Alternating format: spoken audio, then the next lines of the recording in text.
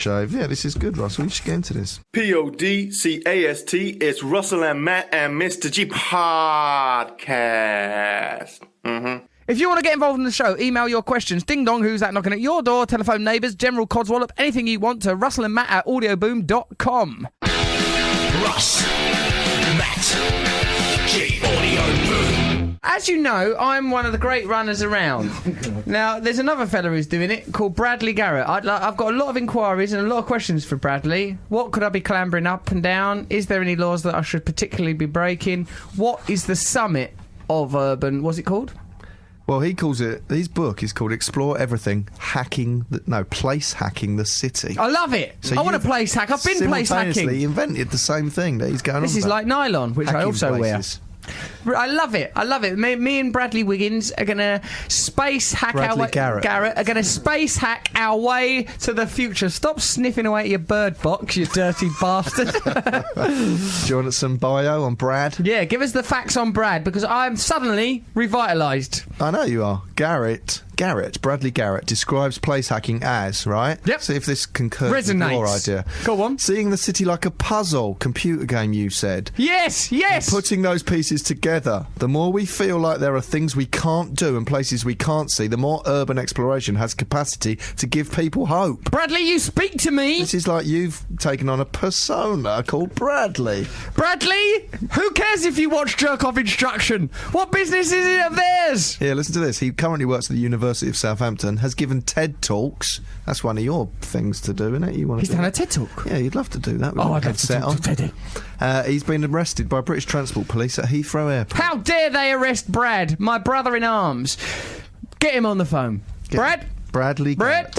Brad, breakfast ready? Brad? He's probably out running. Hello. Is that you, Bradley? Russell, Matt, how you guys doing? We feel Very really good. optimistic. Are you a young man in your 20s? In my 20s. So I'm in my 30s now, but I can pretend I'm in my 20s, or I do most times. Bradley, this space hacking that you do, can you explain it to us using your own words or any words that happen to be available? Yeah, sure. So basically the idea is that the world around us is increasingly inaccessible. Yes. If we want to access it, we have to trespass. We have to trespass. What is We this have to concept of trespass? So Doesn't even sound like a real word. The idea of place hacking is that the world is increasingly a closed system, right? And in order to get behind the code, in order to access the sort of underbelly of this system, you have to find a little loophole and you've got to exploit it. So that's the hack, right? You've got to find. I mean, yeah, you did it the other day at Rothermere's house, right? You go over the fence, you find the ladder, you get up on the scaffolding.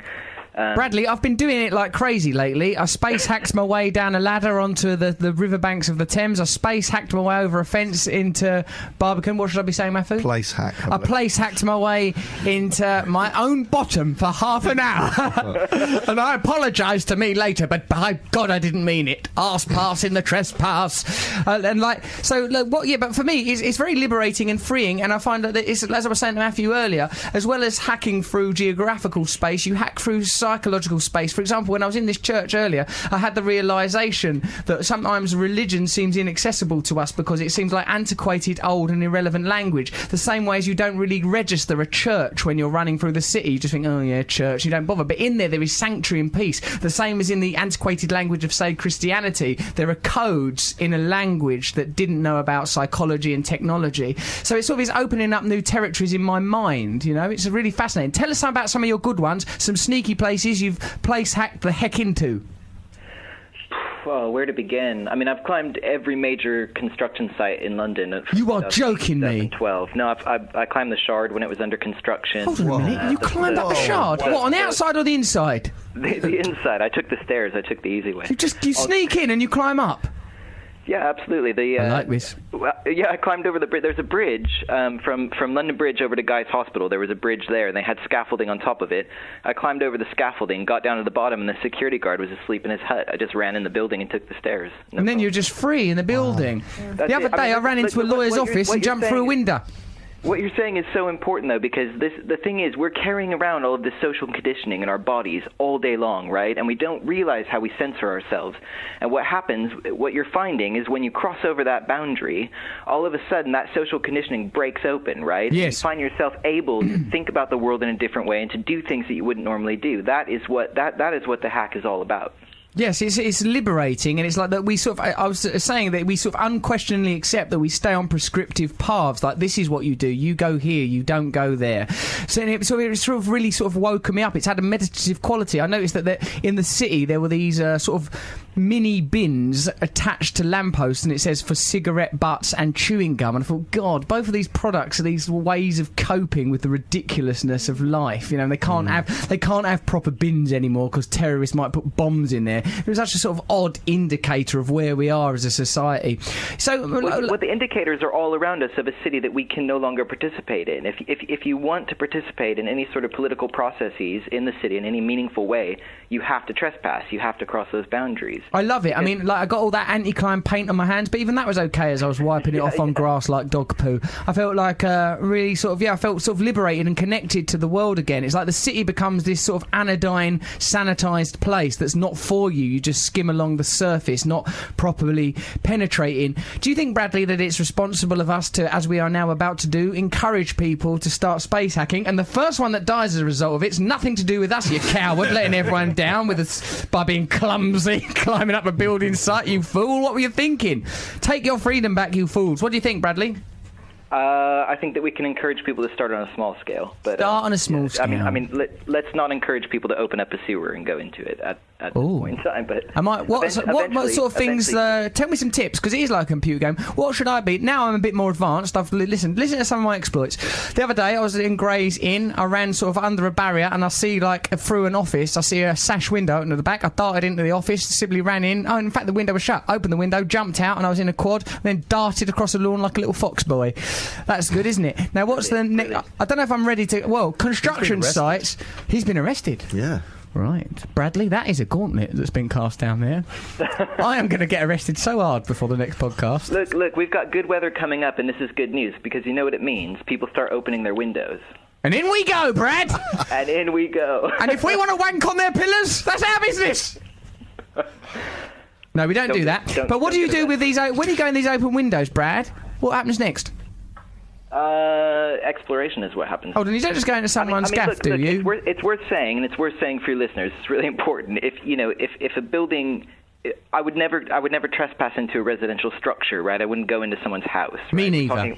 We're talking about hacking public infrastructure and at times corporate infrastructure. Yeah. Right? So going into sewer systems, going into bunkers, going into electricity tunnels, going into abandoned tube stations, climbing around in construction sites, these are all things I endorse. Going into someone's house, you're just a dickhead. Yeah, that's a different thing. That's, what's that called? Lurking, perving, oddity. Yeah, don't go into someone's little private little cavern, but... when it's those other spaces that you've described, smash your way in. Smash the back doors in. I'd like to go to an abandoned tube station. Well, we can. There's one near here. There's Strand. Russel Brand, we're down the Strand. How'd you get in one? Don't be such a coward. How do we get in, Brad? Down the Strand. Strand is a tricky one.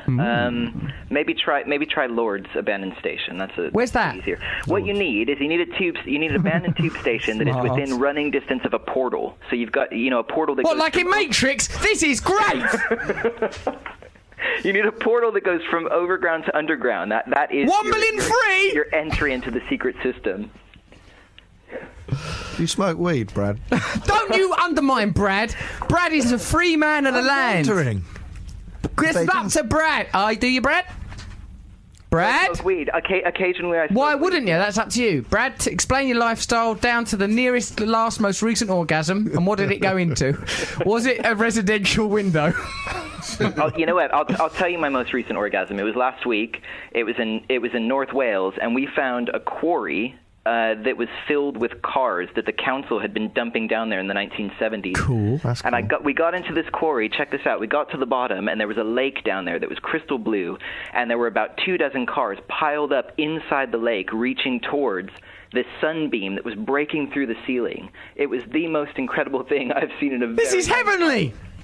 This is real. This is an actual place. This is like it says in St. Thomas's Gnostic Gospel, the kingdom of heaven is spread upon the earth and man sees it not. There you were, down an abandoned quarry, and there was a pool at the bottom with piled up cars, a heavenly sight. And that's the other thing I've noticed, Bradley. I've been getting into these amazing conversations, like with these guys down on the beach at the banks of the Thames looking for Roman coins. Very sort of... Oh, yeah, the mudlarkers. The mudlarkers. I had wonderful chats with them. Suddenly, like, all these connections are available. Suddenly it's a reclamation of space in a different way. Suddenly walking itself becomes a radical act, or this place hacking thing. There's something inherently radical and reclaiming in it, no? Well, look, the next step from going from the liminal zone of the beach of the Thames, which you can access legally. You can. I don't know if you've been to the... Because I'm a liminal. The Reclaim the Beach parties. They're amazing. But look, the next step from there is to go up the floodgates into the hidden rivers of London. Are you Morpheus and am I Neo? And can we play Matrix round my house later? Up the floodgates into the hidden rivers of London. The floodgates to the hidden rivers of London. This is amazing. This is the future, baby. Go up the floodgates into the Fleet, up Blackfriars. How do I get in there? That is the coolest hidden river. Show me the way. I'll take you. Let's go next week. Yes. I'll take you. All right. Do you want to come, Matt? You want to come, G? Yes. What do we wear? Can I dress as Neo You're from going to need Matrix some 1? hip-high fishing waders. The rest of it is optional. Hip-high fishing waders? Go near them. Neo wouldn't wear those. What about those plastic leather trousers you've got, Russell? They'll probably be pretty good for it. You'll probably be fine. If you lace up your boots tight enough, you'll be fine. I like this. I like this. Okay, I'm going to look... Oh, I'm turned on, Brad. All right, we'll talk to each other some more. I'm really, really into all this stuff. Thanks very much. We've got to wrap up the podcast now, but we'll be talking to each other again, and we're going to go on adventures. Do you live in London, mate? I live in Southampton, but I'll come up anytime. What the hell are you doing down there? Get up here, you silly arse. All right, Brad, thanks very much. Thanks, What's Brad. your book called, Bradley, so we'll promote your book?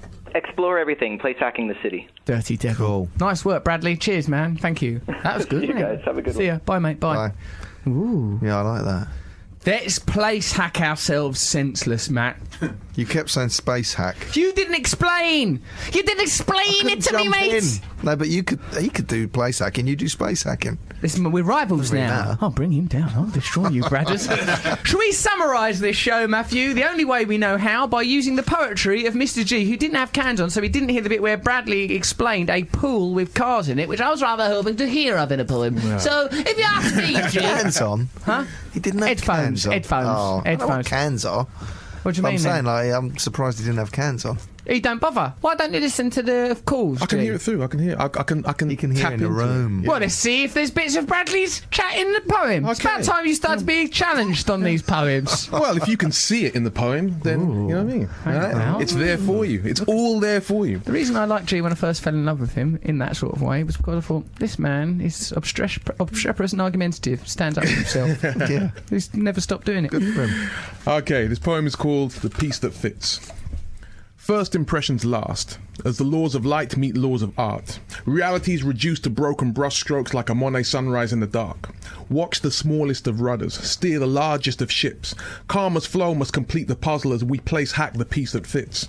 Yet a super void exists between us and the Big Bang. History will make a trash heap of all the doers' plans, but we can tap into the astral portals and dream beyond the traffic jams, or dance our cares away, trespass and do the Running Man. Woo! Check it out! He did it. He had incorporated the portals whole in show in a poem form. I told you. How does he do it, this guy? I don't know. It's too much. It's too much talent for one man. Kinky.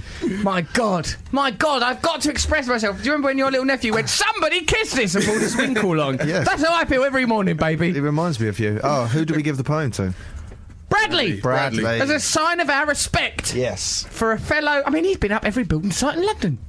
That's amazing. Impressive. I'm going to get myself in so much trouble with this, and probably soon a teenager is going to slip over and do his head in. Well, urban and we'll be exploration, blamed. people going into old mental We don't hospitals and own stuff this. like that. This is the world. Yeah. No, yeah. We're of simply course. promoting it. Actually, as well as that other thing Well, you have to like. do it undercover. There's a poet I know called Inor Ellams, and he runs a thing called the Midnight Run, where he starts at midnight and he walks through different cities around the world with loads of people from midnight to 6 in the morning, just exploring the city at night. Yeah, sort of things are all going on. Look at this wonderful world we're living in. Why does he call it Midnight Run and then he walks? Oh, come on!